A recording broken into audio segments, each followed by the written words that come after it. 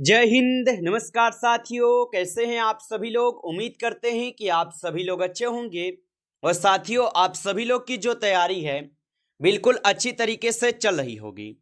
तो साथियों, आज के इस क्लास में हम सभी लोग जो है राजस्थान लैब असिस्टेंट एग्जाम 2026 के लिए साथियों ऐसे इंपोर्टेड और चुनिंदे क्वेश्चन को देखेंगे जो कि आपके 9 और 10 मई के एग्जाम के लिए काफ़ी ही इंपॉर्टेंट है।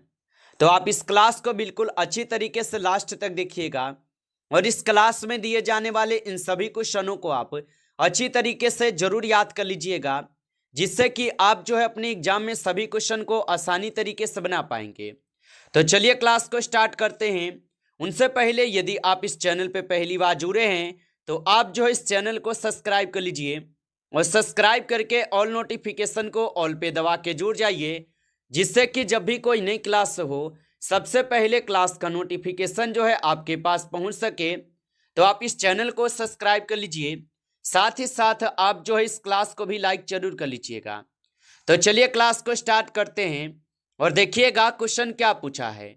क्वेश्चन पूछा है कि राजस्थान के इतिहास के संदर्भ में प्रथम ऐतिहासिक स्रोत के रूप में किस शिलालेख को सर्वाधिक प्राचीन माना जाता है। चलिए बताएंगे आप। ये सभी क्वेश्चन जो है काफी इंपोर्टेंट और चुनिंदे क्वेश्चन हैं जो कि आपके एग्जाम में 100% जो ये सभी क्वेश्चन आपको पूछे जाएंगे। और बताइए कि राजस्थान के किस इतिहास संदर्भ में प्रथम ऐतिहासिक स्रोत के रूप में अभिलेखों को सर्वाधिक प्राचीन माना जाता है। तो याद रखेंगे ये बैराठ शिलालेख में हो जाएंगे। ऑप्शन आपका सी सही जवाब है। चलिए अगला प्रश्न देखेंगे। प्रश्न आपका पूछा गया है कि कालीबंगा की प्रागैतिहासिक सभ्यता किस नदी के तट पर स्थित थी। तो याद रखेंगे कि कालीबंगा की प्रागैतिहासिक सभ्यता किस नदी के तट पर स्थित थी। तो ये हो जाएंगे आपके सरस्वती या घग्गर नदी के तट पे। ऑप्शन ए यहाँ पे इस क्वेश्चन का बिल्कुल सही जवाब है। चलिए अगला प्रश्न देखिएगा। प्रश्न है कि गुहिल वंश के संस्थापक के रूप में किसे मान्यता दी जाती है। तो गुहिल वंश के संस्थापक के रूप में किसे मान्यता दी जाती है। तो ये मान्यता जो है आपके बप्पा रावल को दिए जाते हैं। ऑप्शन ए यहाँ पे इस क्वेश्चन का सही जवाब है। चलिए अगला प्रश्न देखेंगे। प्रश्न है कि महाराणा प्रताप और अकबर के बीच हल्दी घाटी का युद्ध किस वर्ष हुआ था। तो याद रखेंगे कि महाराणा प्रताप और अकबर के बीच हल्दी घाटी का युद्ध किस वर्ष हुआ था। तो इनका युद्ध हुए थे आपके 1576 में। ऑप्शन यहाँ पे बी कीजिएगा इस क्वेश्चन का सही जवाब। 1576 में हुए थे। चलिए अगला क्वेश्चन देखेंगे। क्वेश्चन है राजस्थान की मारू गुर्जर स्थापत्य शैली की प्रमुख विशेषता क्या है। तो याद रखेंगे कि राजस्थान के मारू गुर्जर स्थापत्य शैली की प्रमुख विशेषता क्या है। तो यहाँ पे आप 5 नंबर क्वेश्चन का सही जवाब ऑप्शन यहाँ पे बी करेंगे। ऑप्शन यहाँ पे 20 क्वेश्चन का बिल्कुल सही जवाब है। चलिए अगला प्रश्न देखेंगे। प्रश्न आपसे पूछा गया है कि चित्तौड़गढ़ किला का निर्माण किस शासक द्वारा जो है प्रारंभ कराया गया था। तो याद रखेंगे चित्तौड़गढ़ किला का निर्माण किस शासक द्वारा प्रारंभ कराया गया। तो ये कराए गए थे आपके किसके द्वारा।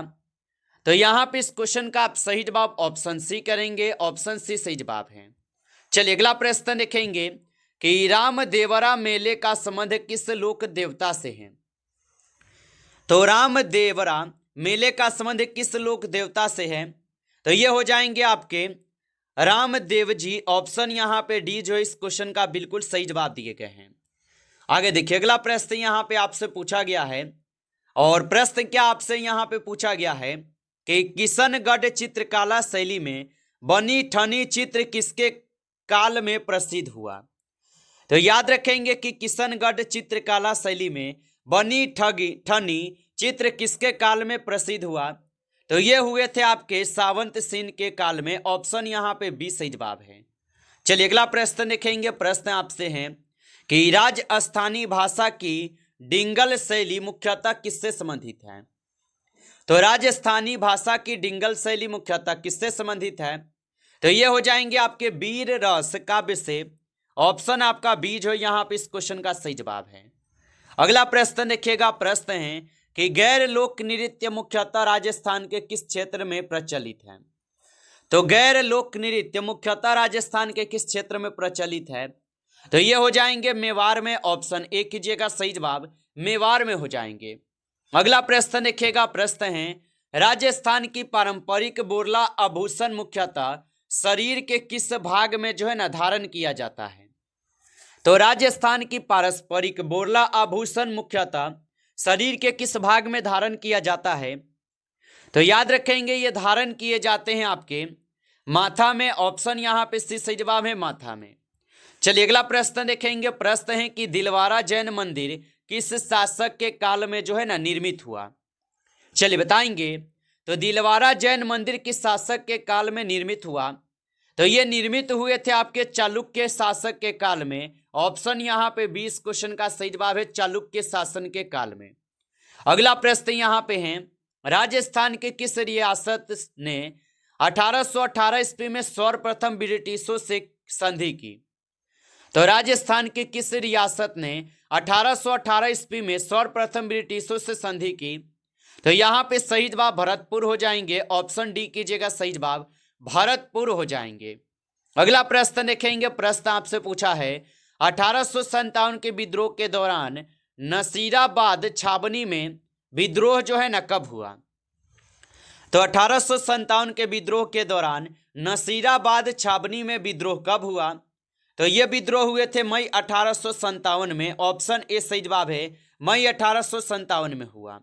अगला प्रश्न यहाँ पे है, भील जनजाति आंदोलन का नेतृत्व गोविंद गुरु ने किस क्षेत्र में किया था। चलिए बताएंगे आप, और आप अभी तक इस क्लास को लाइक नहीं किए हैं तो इस क्लास को आप लाइक कर लीजिए। नए जुड़े हैं आप इस चैनल पे तो चैनल को भी सब्सक्राइब करके ऑल नोटिफिकेशन को ऑल पे दबा के जुड़ जाइए, जिससे कि जब भी कोई नई क्लास हो सबसे पहले क्लास का नोटिफिकेशन जो है आपके पास पहुंच सके। तो आप इस चैनल को सब्सक्राइब जरूर कर लीजिएगा। और बताएंगे कि भील जनजाति आंदोलन का नेतृत्व गोविंद गुरु ने किस क्षेत्र में किया। तो यहाँ पे इस क्वेश्चन का आप सही जवाब ऑप्शन ए करेंगे, ऑप्शन ए यहाँ पे सही जवाब है। चलिए अगला प्रश्न देखेंगे कि राजस्थान में प्रजामंडल आंदोलन की शुरुआत सर्वप्रथम किस रियासत में हुई। तो याद रखेंगे कि राजस्थान में प्रजामंडल आंदोलन की शुरुआत सर्वप्रथम किस रियासत में हुई। तो ये हुए थे जयपुर रियासत में, ऑप्शन ए सही जवाब है जयपुर रियासत में। अगला प्रश्न देखेंगे, प्रश्न है राजस्थान के एकीकरण का अंतिम चरण किस वर्ष जो है पूर्ण हुआ। तो राजस्थान के एकीकरण का अंतिम चरण किस वर्ष पूर्ण हुआ। तो ये पूर्ण हुए थे आपके 1956 में, ऑप्शन यहाँ पे डी जो है इस क्वेश्चन का आप सही जवाब करेंगे 1956 में पूर्ण हुए थे। आगे देखिए अगला यहाँ पे क्वेश्चन आपसे पूछा गया है, और क्वेश्चन है कि राजस्थान में महिला शिक्षा के प्रसार में वन स्थली विद्यापीठ की स्थापना किस वर्ष हुई थी। तो राजस्थान में महिला शिक्षा के प्रसार में वन स्थली विद्यापीठ की स्थापना किस वर्ष हुई। तो इनकी स्थापना 1935 में हुई थी, ऑप्शन यहाँ पे 20 सही जवाब है 1935 में हुई थी। चलिए अगला प्रश्न देखेंगे, प्रश्न आपका है कि मेवाड़ में जोहर प्रथा का अंतिम प्रमुख उदाहरण किस आक्रमण से संबंधित है। तो मेवाड़ में जोहर प्रथा का अंतिम प्रमुख उदाहरण किस आक्रमण से संबंधित होगा। तो ये हो जाएंगे आपके किस आक्रमण से। तो ये हो जाएंगे आप सभी लोग का अकबर के आक्रमण से, ऑप्शन यहाँ पे 20 क्वेश्चन का बिल्कुल सही जवाब दिए गए हैं। चलिए अगला प्रश्न देखेंगे, प्रश्न आपसे है कि राजस्थान के राजनीतिक जन जागरण में राजस्थान सेवा संघ की स्थापना किसने की। तो याद रखेंगे कि राजस्थान के राजनीतिक जन जागरण में राजस्थान सेवा संघ की स्थापना किसने की। तो इनके स्थापना की है विजय सिंह पथिक, ऑप्शन यहाँ पे 20 सही जवाब है विजय सिंह पथिक की है। अगला प्रश्न यहाँ पे है, क्षेत्रफल की दृष्टि से राजस्थान का भारत में कौन सा स्थान है। तो याद रखेंगे कि क्षेत्रफल की दृष्टि से भारत का राजस्थान में कौन सा स्थान हो जाएगा। तो क्षेत्रफल में इनका प्रथम स्थान हो जाएगा, ऑप्शन ए करेंगे सही जवाब प्रथम स्थान हो जाएंगे। चलिए अगला प्रश्न देखेंगे, प्रश्न यहाँ पे पूछा है कि आरावली पर्वतमाला की सर्वोच्च चोटी कौन सी है। चलिए बताएंगे आप, तो आरावली पर्वतमाला की सर्वोच्च चोटी कौन सी है। तो आरावली पर्वतमाला की सर्वोच्च चोटी जो है यहाँ पे हो जाएंगे गुरु शिखर, ऑप्शन ए कीजिएगा इस क्वेश्चन का सही जवाब गुरु शिखर हो जाएंगे। चलिए अगला प्रश्न देखेंगे, प्रश्न आपसे पूछा गया है कि थार मरुस्थल का अधिकतम विस्तार राजस्थान के किस भाग में है?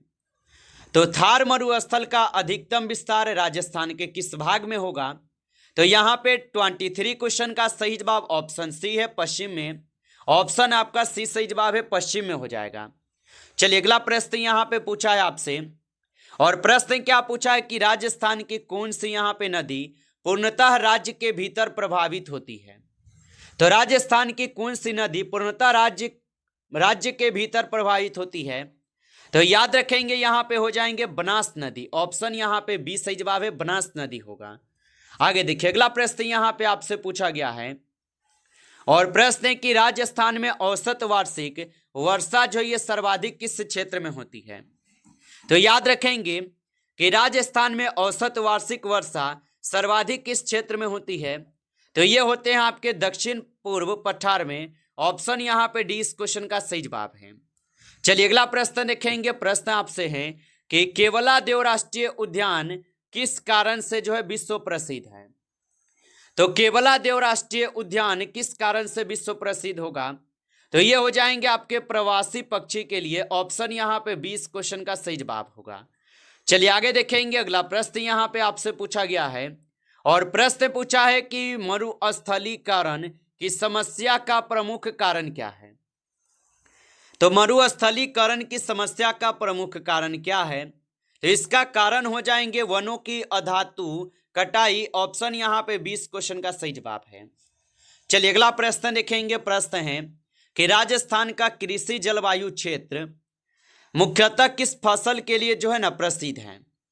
तो राजस्थान का कृषि जलवायु क्षेत्र मुख्यतः किस फसल के लिए प्रसिद्ध है?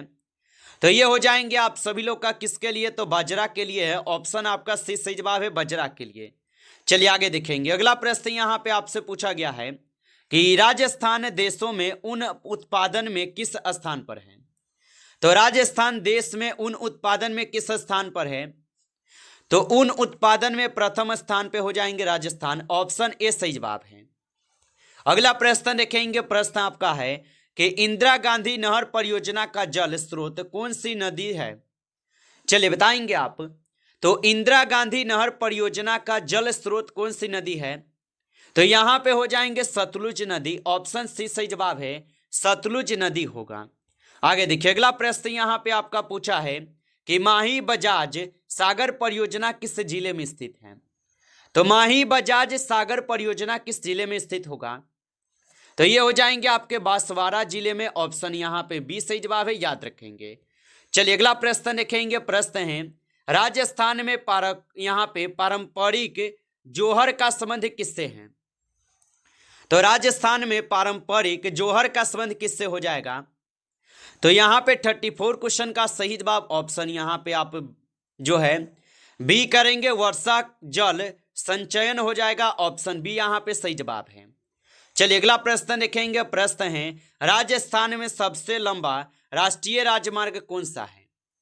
तो राजस्थान में सबसे लंबा राष्ट्रीय राजमार्ग कौन सा है? तो यहाँ पे हो जाएंगे NH 62। ऑप्शन यहाँ पे सही जवाब है, NH 62 है। नमस्कार साथियों, इस क्लास में आपके टॉप 35 क्वेश्चन थे जो काफी इंपॉर्टेंट क्वेश्चन थे। साथियों यदि आपको क्लास अच्छा लगा हो तो आप इस क्लास को लाइक कर लीजिए।